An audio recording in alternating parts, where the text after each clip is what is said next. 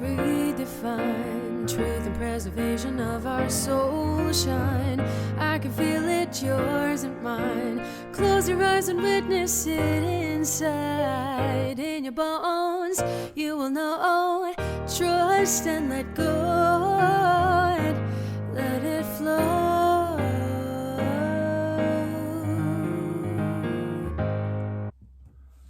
How you doing out there? My name's Dan Horton, and this is Erica Risberg.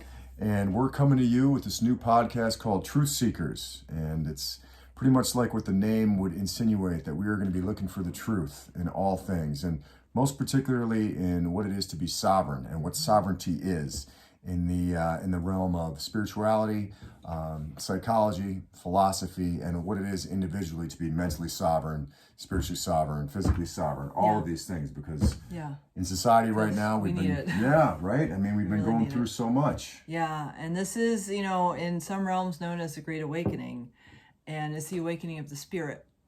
And in order to step into who we really are and our divinity, we have to take steps into our sovereignty, and the word sovereignty has so many different realms. Right, and we're going to discuss that as well. What does sovereignty mean to different people and through different cultures throughout history, and what we can learn from that. But before we get more into that, first I just want to say Erica has been a good friend of mine for a while now.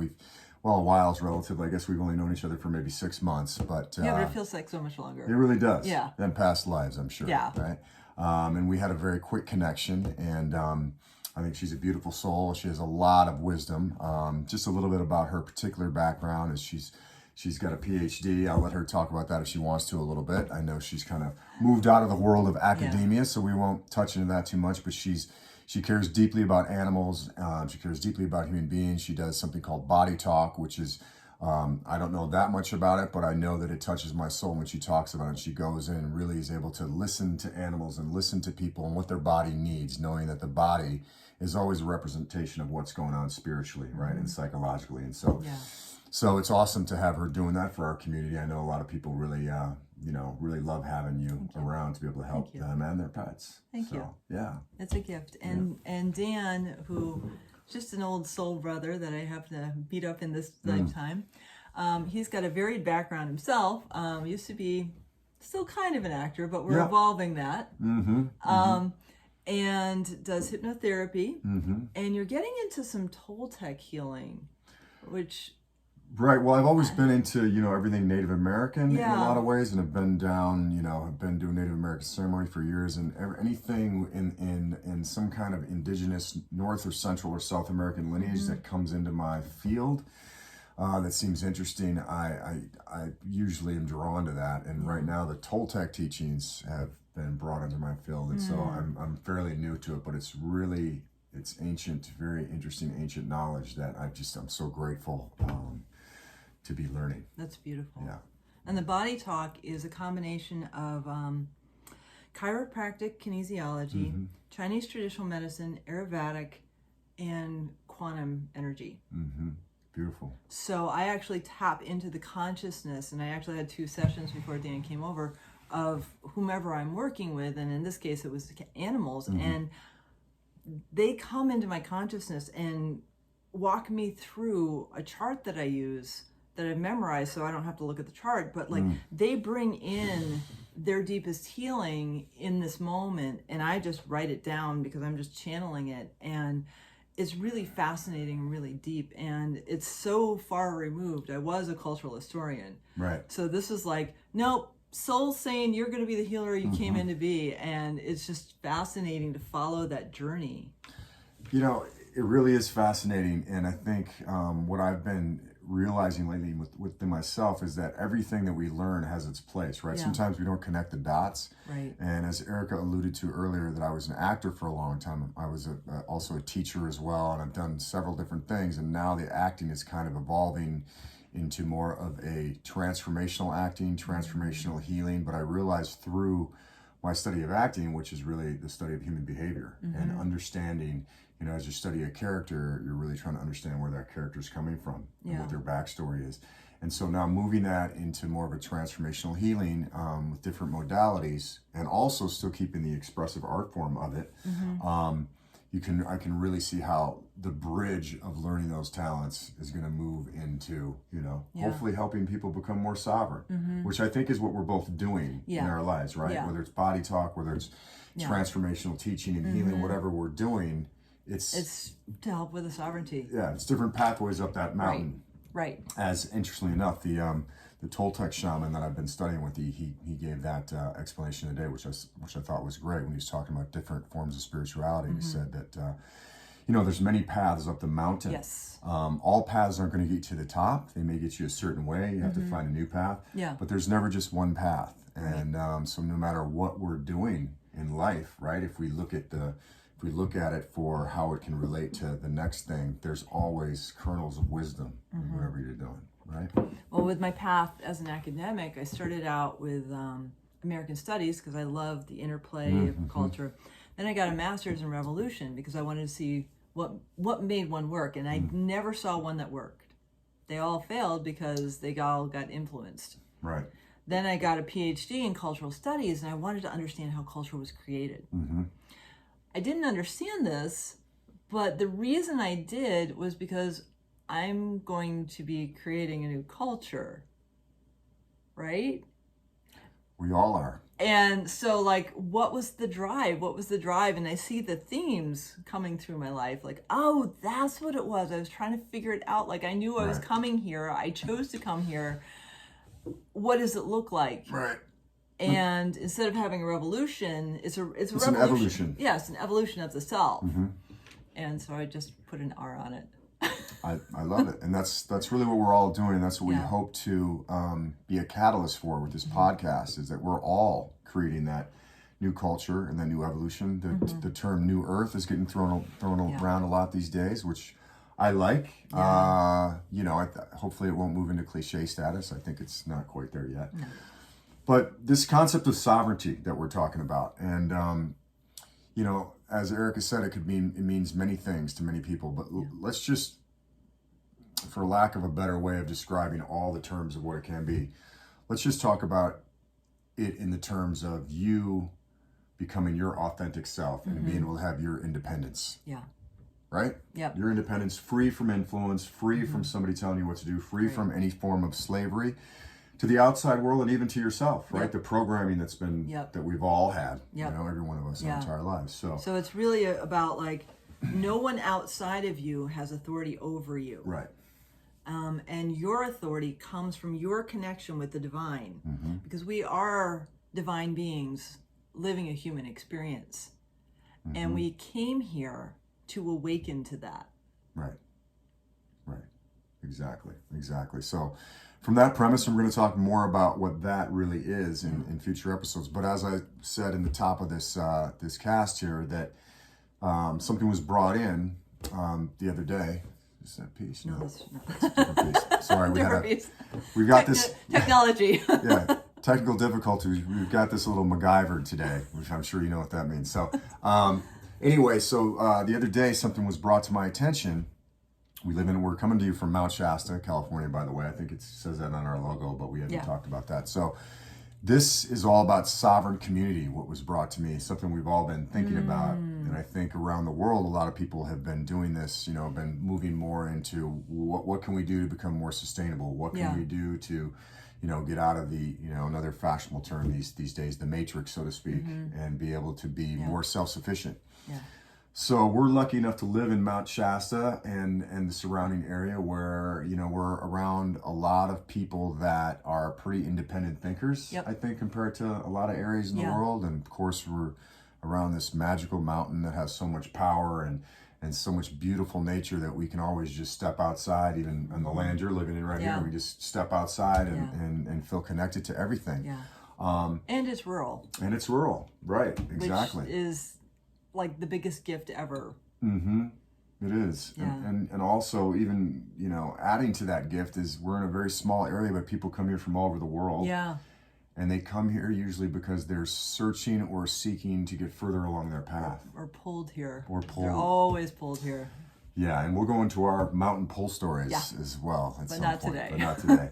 But so the Mount Shasta community is one of a lot of spiritual seekers, searchers, a lot of healers, as well as a very kind of old school small town that people have been here for hundreds of years, generations back. Very good people. Yeah. So it's an interesting mix, Yeah. I would say. And it's very interesting to see how those two sides, where in the past may have been very different ideologically, they're not any longer because of the way the world has been going, right? They're really it's getting brought very together. interesting to see like what would in some ways could have been perceived as political. That's gone. It's just gone because we're bringing ourselves into our humanity more. Yeah. And so all those At least here. Right, at least here, we're Right. all those artificial divisions are dissolving, and we Right. get a chance to see each other on a deeper level. Exactly, which is interesting because that's what I was having a conversation with somebody who's very prominent in the community, and we were talking about, okay, these two sides that have been kind of diametrically opposed in the past, but now are becoming very, very close, right, on the spectrum. But there still may be some underlying old ideas about, the New Age community or the New Age community feeling, the same way about the other side that would be termed red for the most part politically, right? Right. But as you just stated, they're so much closer. So the real thing is what do they both want? They both want to keep Mount Shasta sovereign. Yeah. They want to keep this community sovereign. They want to keep big corporations and decadence out of this community. They want to keep it pure, right? Yeah. And that's where we start getting into the crux of, okay, what do we do? Because what was brought to my attention and has been a bit in the past, but was really laid on the table recently was that people know, and when I say people, those in that world of greed, of, all about making money, about how can we capitalize on the next trend, okay? Yeah. They're on to the fact, and again, we could even go deeper than this, and we will in later episodes, but let's just say right now, let's not say that we're talking about the 1/10 of 1%. We're just talking about those that are in the positions to make money in the business world. Okay. Those individuals realize that spiritual tourism is on the rise because of what you said earlier. They did that with Sedona. They did it with Sedona, but it's even on the rise more now because why? Because more people are being caused to think about their reality in a different way, right? Yeah. So they know it's coming. And I remember the first time I came to this mountain in 2019, just a couple of years ago. I know I was called here much earlier, but I'm a little slow on the uptake sometimes. When I first got here, I'm going up the mountain, an amazing, unbelievable time on the mountain. But when I was driving up there, I remember looking around. It's so just beautiful, right? Yeah. And you can just feel the energy. I'm going, how on God's green earth is this place not developed? Yeah. How?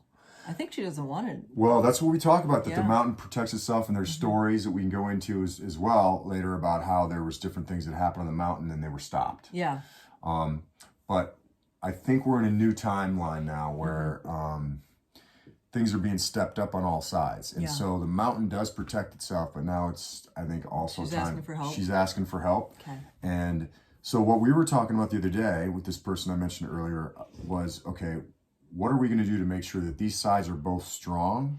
And for lack of a better term, I'll just say the New Age side and the side that's politically red. We'll call it the let's call it a little better term than that. Let's say the original Mount Shastinians. Yeah. That sound good? Yeah. I Okay. like that. Yeah. So what can we do to get these sides where they're completely cohesive? Because that's what it's going to take, right? Because what I've heard is somebody wants to come in and start some big nightlife here. Right? We're talking about, because if you haven't been to Mount Shasta, it's a town where there's a few, I know hold on. Okay? I'm sorry. Yeah. It seems out of the realm of possibility. There's 3,000 people in Weed, which is where I live, and 3,500 people in Shasta. Everything closes down at around like 8:30 or 9. So that's what the laughter was. Yeah, and it seems funny, but since, because since the big C word hit, right, last spring, half the places, or spring of 2020, half the places here that were for rented, or for rent, went into, then became for sale, and most people they were sold to people from San Francisco, okay. LA. Okay. If you can't get an Airbnb here to save your life because they're booked up. Yeah. So people are coming here because now They most feel it. people are working remotely as well. And they feel it. And they feel it. Yeah. And so, but the people that are coming here from the city, it's interesting, right? It's kind of like, I remember this joke somebody told me, when I was in New Mexico, and there's a big sign on a billboard in New Mexico. I can't remember what town it was. I think it was this town called Truth or Consequences. Okay. Which was named that because of a game show that They filmed there? well, they put in, it was like this, something the host said, okay, whoever puts in as many people in their town as they can first, we're going to name that next town Truth or Consequences and film a show in there. And it was this town in New Mexico. It was such a trip. Okay. Because it doesn't seem like a game show town. But anyway, Yeah. sorry about the side story there. But it says in New Mexico, it says if you're from, in that town, it says if you're from California, you're coming here, leave your California ways back in California. Yeah. Right?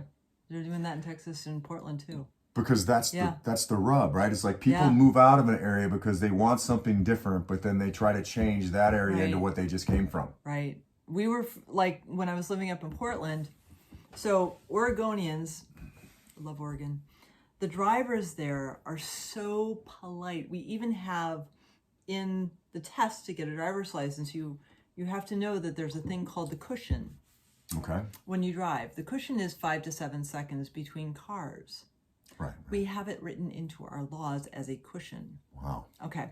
So like, It's definitely not a California. no, it's not a California thing. And when the Californians started coming into Oregon, like Northern Oregon, the driving changed because the cushion was gone. Right. And I'm not a native Oregonian, but I was comfortable with the cushion. And I was like, wait a minute, what's happening to my cushion? Your life was a lot more chill back then, Yeah. wasn't it? And so I understand, I grew up in a small town and I felt the shifts over time when the New Yorkers came into my little small town in Connecticut, the shifts and the dynamics.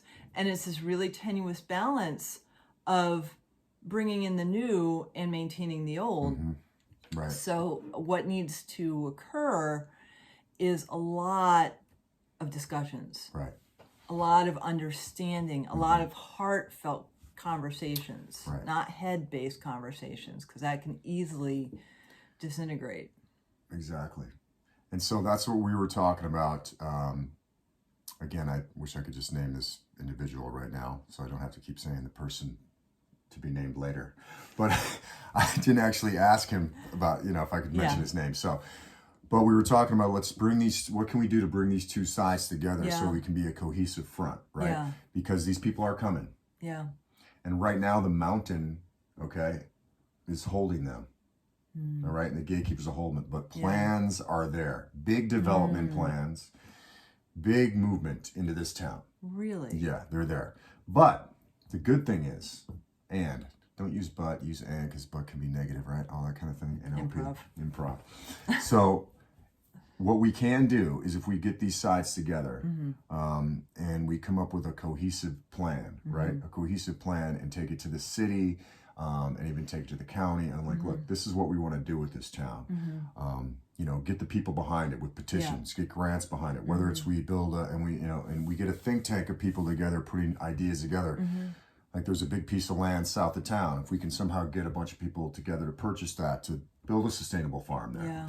Maybe have maybe build a whole area of housing where people can live, and we're doing that. And then that moves into we use that sustainable farming for a co-op. Right. Right. And then we develop our own, there's a couple community centers, which some leaders in the community are already involved in.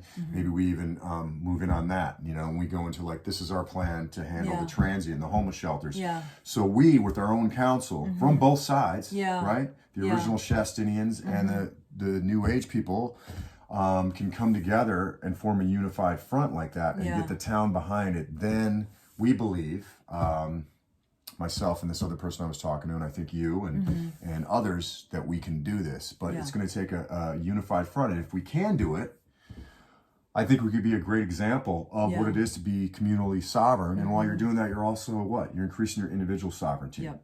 Yeah. right? On an economic level, sustainable level, a spiritual level, right? We're becoming more self-sufficient, and we're going to have that opportunity. It's not even an opportunity. It's pretty much a must. Yeah. But it's going to have to happen pretty quickly. Yeah. Because we know what's happened. I mean, you also, brought Sedona earlier. So it's also, so we have these two, these local factions. What do we do to include the ones that are coming from away? What do we do to bring them into this greater vision? Right. While helping them realize the depth of spirituality and the sovereignty that this place is calling us to. Well, I think part of what we do is what we spoke to earlier, is that if we're unified, right, in a vision of what this town is, not a fragmented vision. It's not this amazing healer's doing this over here, this person has a sustainable farm over here. Right.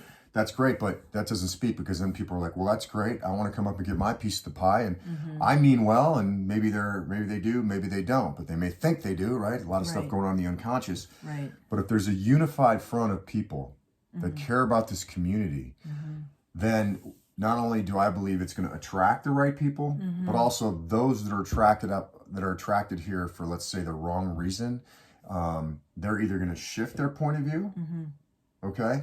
And maybe be like, you know what, Erica, I was going to come in and do this or with this corporation, but now what I want to do, I think we can move into our money that we have for nonprofits or grants and help you guys do what you're going to do. Yeah. Or they're going to move on to somewhere else. Right. Where the frequency is lower. Right. And the unification in us is not as strong. Because you know what happened in this town with Crystal Geyser, right? Yes. And that was shut down, right? Yeah. And that's a big corporation. Yep. Why was it shut down? It was shut down because of community uprising. Wasn't going to let it happen. And then I will say this story real quick about the mountain, because I think it's the right time to say it. So I've heard several stories about the mountain wanting to be developed. Yeah. But the one that really comes to mind that's I think that's very apropos with this, what we're talking about now, is Panther Meadows. Which, if you don't know Panther Meadows, it's divine. Incredibly sacred place. It's divine. On Mount Shasta. And it's been written about in several books. And I'm actually reading Unveiled Mysteries right now, which is about Saint Germain, which is I'm rereading it. So if you have a chance, Unveiled Mysteries, to read that, that'll tell you all about why it's called Panther Meadows and a lot about the mountain. But Panther Meadows, I don't know how many years ago this was, maybe 15, 20 years ago, they wanted to put condos up there on Panther Meadows, right? And it was basically signed, sealed, and delivered, from what my understanding is. And there was a hearing about it. People from the community came out, and of course, many people were against it. Yeah. But it looked like it was going to go through. Okay. You know, they didn't have the wherewithal to stop. There was too much money behind it. Where have you heard that before, right? Yeah. And then a Native American Karuk elder by the name of Charlie Tom, who I never had Charlie. I've never had the chance to meet him, but I've been fortunate enough to go to several sweat lodges with one of his mentees, Michael Severisi. Yeah, That's beautiful. And so I've heard about him a lot. Okay. And he used to do sweat lodges for up to 100 people in Panther Meadows. Wow. And was really a caretaker of this mountain. Yeah, powerful beautiful. elder. So the story that I heard was that during this hearing, Charlie Tom got up and spoke. And when he spoke, it was Great Spirit coming right through him. Wow. And there wasn't a dry eye in the house, including the judge. And and the judge said, I can't let you build there. I can't let that happen. So that's beautiful. I would love to be back in that. I can kind of see it, feel it. Can you see it as it was happening? Yeah. It's like time, morphing. But there's always that, right? When spirit is really coming through you to that level, anything can shift. Right. And this is a man that was so connected that he was able to shift everything. Yeah. So I think that we have that opportunity again, and it is an opportunity, right, for us to step into our sovereignty, our divine selves. Yeah. But we need to come together to do it. We need to step out of the divide and into the unified. So, and that's a microcosm of the macrocosm. Exactly. Because what's happening in the greater culture around the world is this massive separation. And there are choice points that we're being given to succumb to a lot of pressure or to be sovereign and love. Right. Like there is no other. There's no other. There's only us. And if we get triggered by another, guess what? That's our trigger. Yeah, there's no doubt about that. And I think, again, and that's why I feel like we all are having these crises in our lives, right? But what's that term? Out of chaos and out of crisis comes great opportunity. Yeah. Right. And this is our opportunity, all of us, to look at our own lives personally. Yeah. And via our community, and through everything that we're doing, and say, okay, where do we feel like there's a crisis? Where is it chaotic? Where is that opportunity coming from? And so for wherever you are out there, if you're listening right now, think about your own life maybe, and what's happening, or in your community or in your family, and what seems like it may be completely off the rails right now. And part of you doesn't want to deal with it because it's like, oh, what is going on? That could be the best opportunity for not only you to step into your sovereignty, but to help others find their own sovereignty as well. So I know we've got a lot on our plates here. We're going to have a lot on our plates in Mount Shasta, and it'll be interesting to see how we all step up together. Yeah. And I think just going into it, knowing that there's going to be some growing pains, right? There's going to be some times where we're like, that ego's going to get in there, and but I think it's exciting. This is why this is a chance where we get to grow. I mean, if the whole, for me, how do I look at someone who is completely, seemingly separate from me and love them as much as I love myself? Because that is the only way to shift. If I love myself fully and completely, and I feel my sovereignty, and I'm embodying it, the love that I am is the love that everyone else is. That's beautiful. I feel called, since we're coming to kind of, I think, towards the tail end of our episode here, and just going with what I'm feeling in the moment. I would love it if you would just lead me, you, and whoever's listening, maybe just on like a 2-minute meditation off of what you just said. Would you be up for that? Yeah. Because it just felt so right on. Yeah. It was really moving me in my heart. Thank you. So place both hands on your heart, your sacred heart. And if you've never tuned into your sacred heart before, you actually have one. Imagine that above your carbon-based heart, there's an actual heart drawn like a Valentine. It's surrounded by a golden light. And there are roses horizontally across it.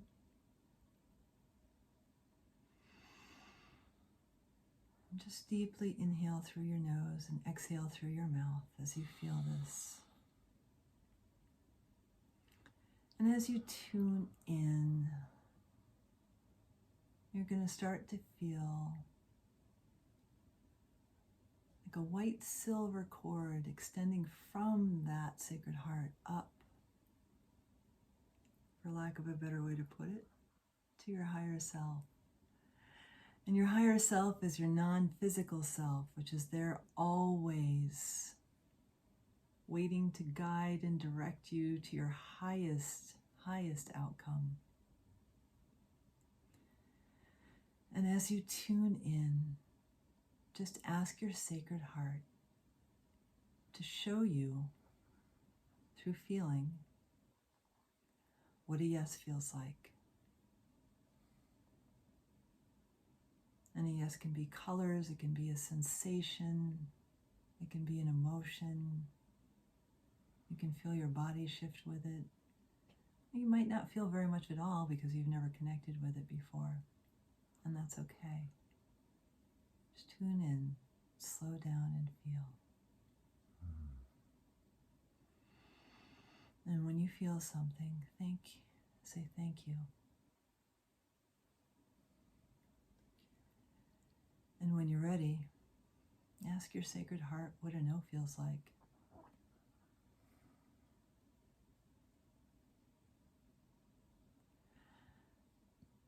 When you feel that, thank you. This is the first step in helping you reclaim your sovereignty, because it will help you get out of your head and into your Sacred Heart, which is where we're supposed to be led. You can use this tool with every decision you make, because if you do, with the small decisions, the big decisions will become clearer.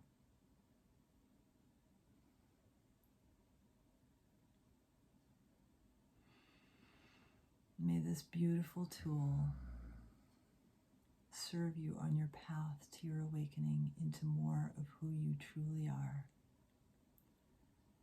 so that you can step into your sovereignty with ease and grace. And so it is. And so it is. It is so. It is so. Thank you. Amen. Thank you. Amen. That was beautiful. Thank you. Thank you. You're welcome. Yeah. Well, this has been a lot of fun Yeah, to do this with you. Yeah. And, I look forward to seeing where it's going to go. And Me too. I think there's going to be a lot of magic, and hopefully a lot of connection with all of you out there, and we'll move through this all together. Yeah. So until next time, keep seeking the truth, and it'll seek you. So much love. So much love. Aloha. Oh. All right.